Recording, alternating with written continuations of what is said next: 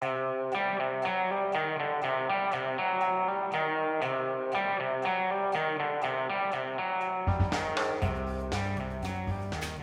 guys, it's on to the next stage of the Honda CX500 CAF Racer project, and that is to get some suspension and wheels on this dirty old frame.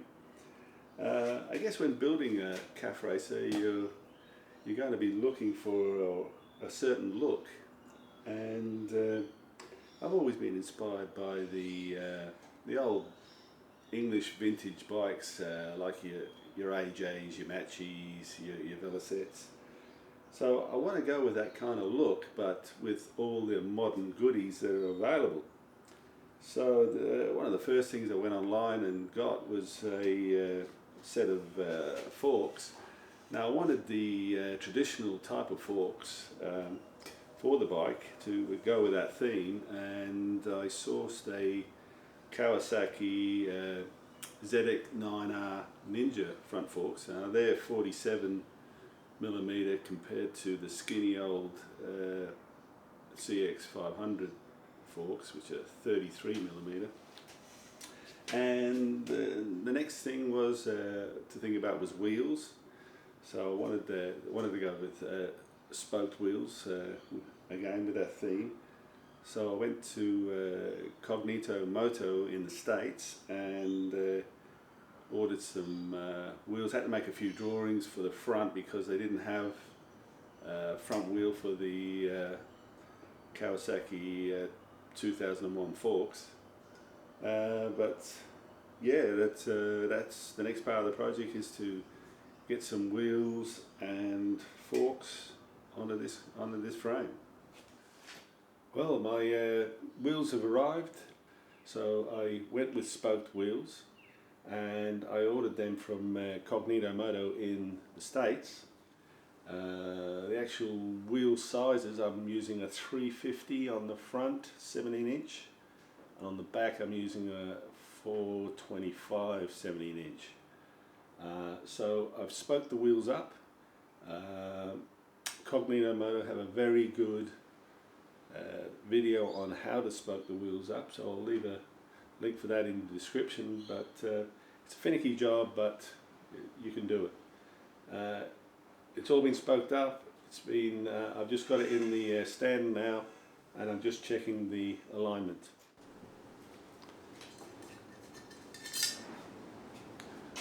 Okay, once you've got your spoked wheels spoked up and the spokes pretty well, not fully tensioned, but tensioned up, you want to go along and check the offset. Make sure that's equal on both sides. Checking that off the outside of the hub and the rim, and that's pretty good.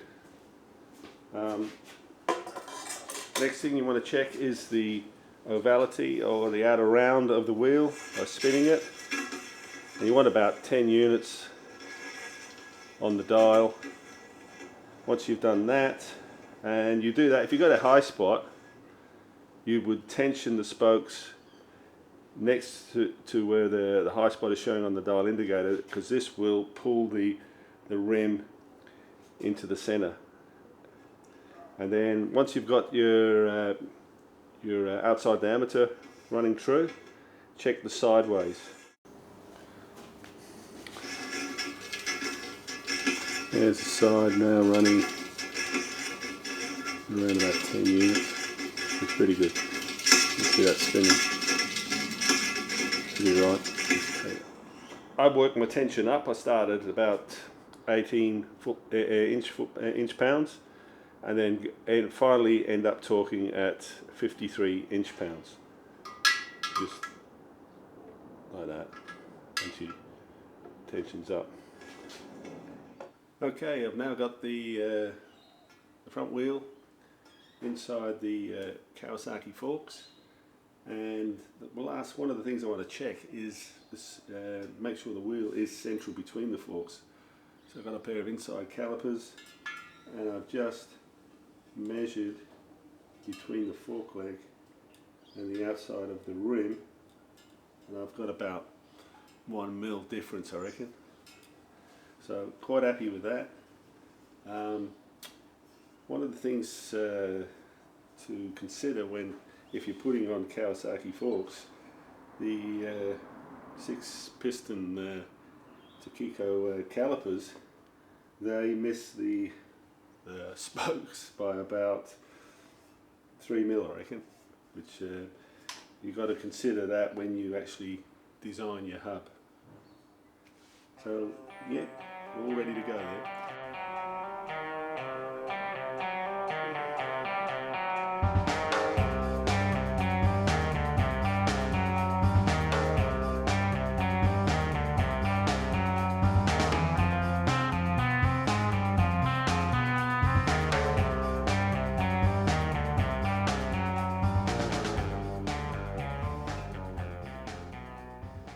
I've mounted the rear wheel, which is a 425 by 17 from Cognito Moto. It's got a Brembo disc caliper of Ducati Monster. So yeah, it's just time to get some tyres on this now.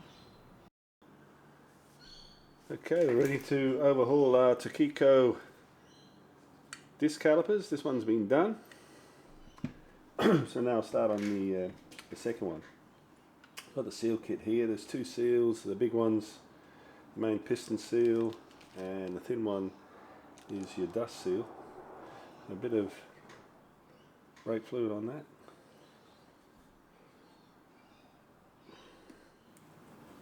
And that goes in nicely. Rub that around. Feel it's got a little ridge there. With the dust seal.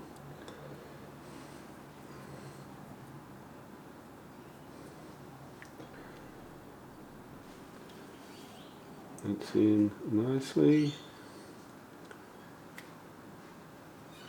And I put a little bit of the assembly grease that come with the seal kit. I just put a little dab of that out to assist in the piston going in. And that's nice. Next we've got our pistons. They're all been cleaned up. Just put a bit of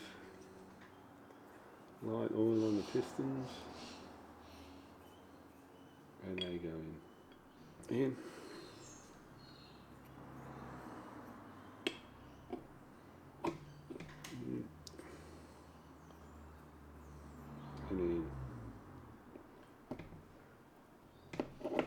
Do the same to the other half. Now we line up the bolts. Seals are in place. Just make sure they're all okay.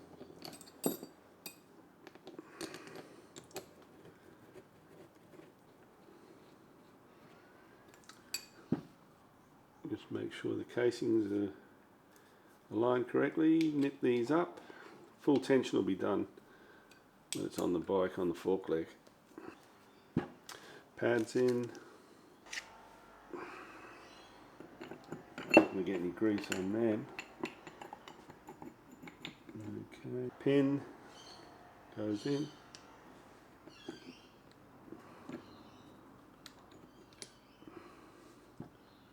Split pin into the hole.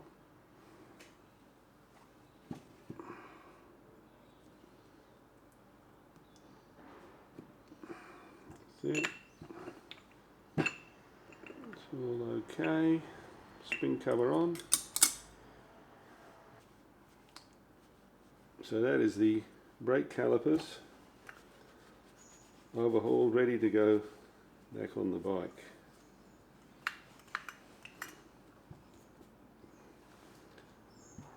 Looking good. Okay, the forks, the shockeys, the wheels are now on the frame, and they've all fitted in fairly nicely. Yeah, we've got the 150 on the back and the 120 on the front. That's Cognito discs, and on the back we've got the Brembo discs on the back.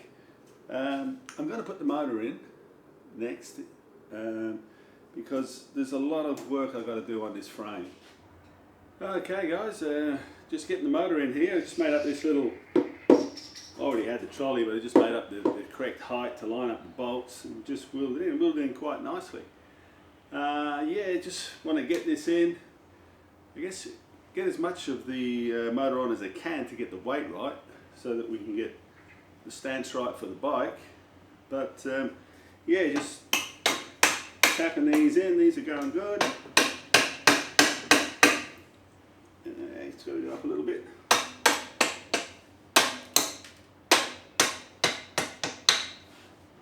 It's in there. Okay, just line up this top hanger, get that in. That's good.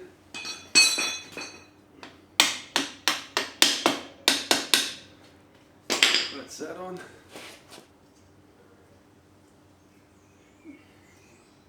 Okay, we've got the fan going in. The fan.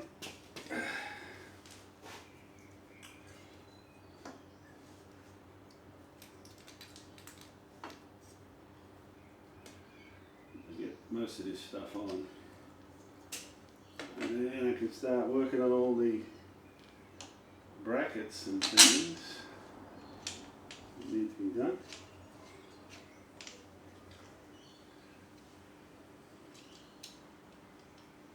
Colour's going to be black and silver. Okay, just putting the radiator on. Just tighten that up.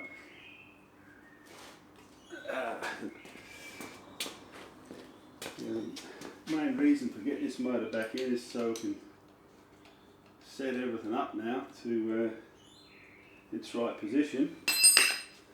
Put the exhaust on.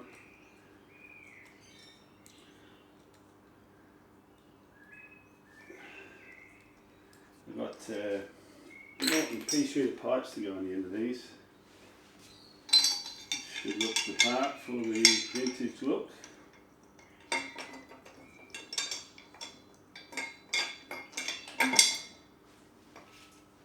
But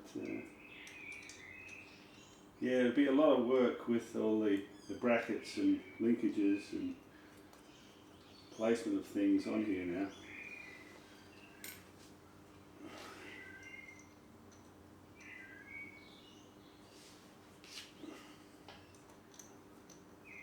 Just lift that up. Let's line that up with a pipe later on.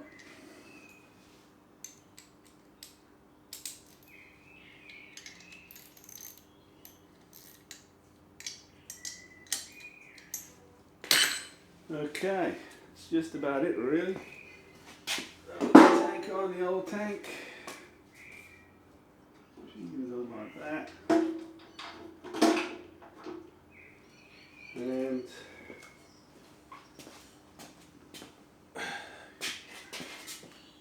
yeah, that's it guys. Ready for the next stage.